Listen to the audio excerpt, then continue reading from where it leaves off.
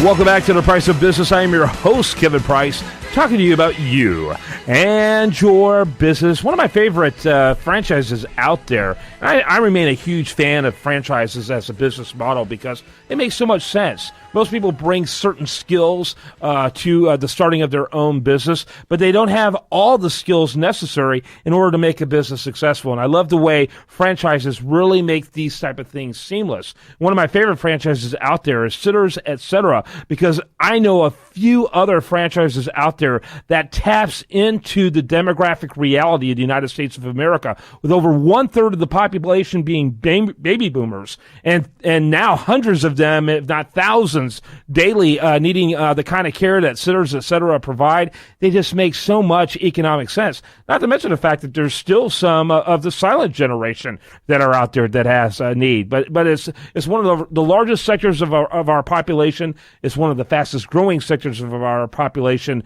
and I'm delighted that they bring their insight and wisdom to our program as contributors on The Price of Business. And I love the guests that they bring. Nikki Stauffer, I really appreciate you being with us, and you're the COO of Sitters, Etc. Glad to have you on. I am. Good morning. Thank you. I'm glad to be here. Well, kind of give us, I gave a little bit of my my overview of why I love the folks there and what you do at Sitters, Etc. You give us, kind of fill in a couple of those gaps before you introduce our guests. Sure. Well, like I've said so many times on your show before, which we appreciate the partnership so much, Sitters, Etc. actually is quite different than the others out there. One, we are family-owned, and we were started almost 13 years ago, and we were based out of Brentwood, Tennessee, and we have since grown to be one of the largest non-medical staffing companies in Tennessee and Arkansas, and we just continue to grow with leaps and bounds. And, with 10,000 people turning 65 every single day, there is no shortage of needs out there for caregiving. And our goal is to keep people in their homes as long as possible. And we've got proven systems that have helped make us successful, and we're ready to share those systems with others who want to be successful. Awesome. And by the way, the website is sittersetcetera.com. Your guest today. Good morning. My guest this morning is joining us. We're real excited to have her here. Her name is Stacey Gibson. She's with the Entrepreneurial Source. And Stacey, are you with us this morning? I certainly am, Nikki. It's good to be here. Thank you so much for inviting me. We're glad to have you on. Kind of give us your elevator speech, if you will. Well, the Entrepreneur Source has been in business for 30 years, and the gentleman who started us basically realized that 75% of the folks in the population, in the job market, if you will, want to be self-sufficient. And only about 5% of folks actually pursue that. Most people feel like they're not ready. And what the Entrepreneur Source does is help people go through an education and discovery process to determine whether, A, business ownership is right for them, and then B, if it is right for them, what kind of business will actually serve their income, lifestyle, wealth, and equity goals. And we help people really delve into what their goals are, because most people have never even asked themselves what they want out of their life or their business. Awesome. Nikki, your question. Well, I guess my question would be, when people come to you, Stacey, and they say, I am looking forward to entering into a business, but I don't really know what, how do you get them to where you think that they best fit? What kinds of questions do you ask to make sure that they really land in the industry that they would be best suited for?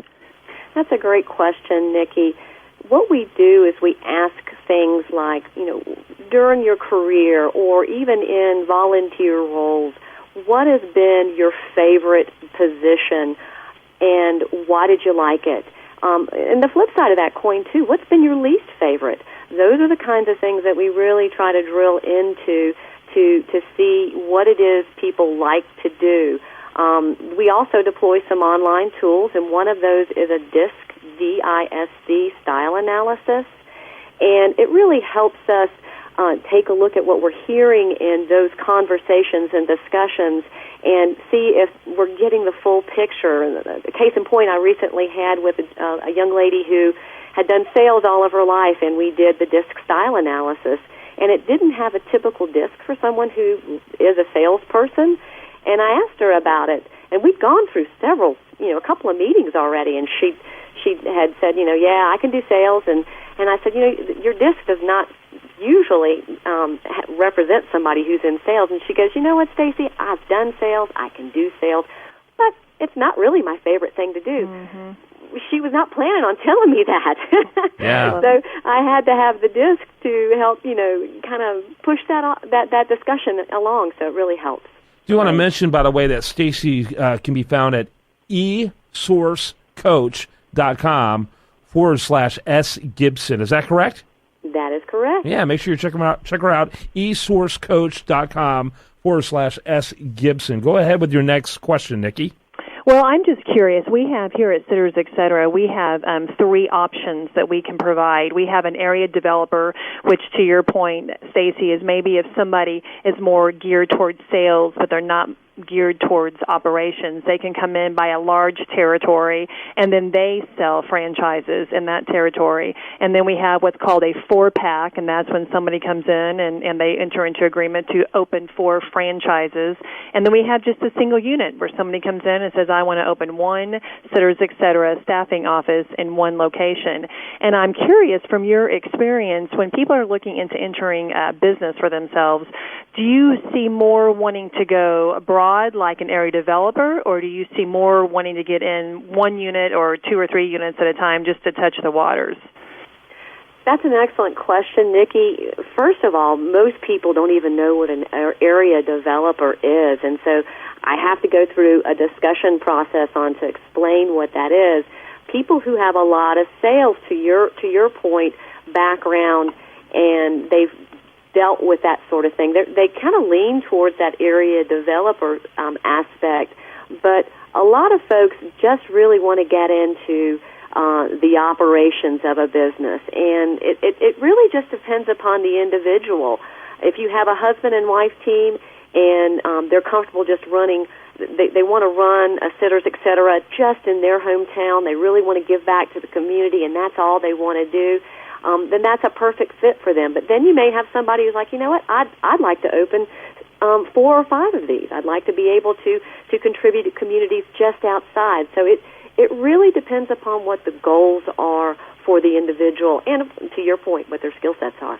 Mm-hmm. That's interesting. So let me ask you, when people finally decide to do the franchise route, have they usually weighed other options like starting a business from scratch? Kind of tell us what they go through as they make that decision. It's very interesting. It's very individualized. Some people that I speak with have never even considered business ownership at all. Some folks come to me and say, I've got this concept and I've had it for a number of years, and I really want to explore it, but I'm nervous because of the concerns of starting a business from scratch. And we'll go into some of the attributes of going into franchising versus starting a business from scratch. I actually held a conversation with a gentleman just last week who 12 years ago started his own logistics and transportation business, built it to a fairly significant business size. And now he's like, you know what, I've done that, been there, and I'm ready to try something new. And he's getting ready to sell his business, and he wants to get into franchising because that's all he's ever done is business ownership. So it's a wide variety of things where people sometimes have investigated business ownership from a made-from-scratch perspective. Others who have, that's the only way I'm going to consider it is going the franchise route based upon some of the things that you actually talked about, Kevin, when we started off the show today. And then people who have been in business and just basically they want to have a business they can start and ramp up quickly and start building that wealth and equity. I'm going to double dip. Forgive me there, Nikki, but I have to ask because I'm assuming that businesses like Sitters, Etc. are wildly popular right now, ones that tap into this incredibly rapidly growing demographic of seniors. Talk a little bit about that. Wildly popular, exactly. To your point, like I mentioned, 10,000 people every day are turning 65. 4,500 people are turning 85 every day. So, as I had said, there is no shortage of population to care for.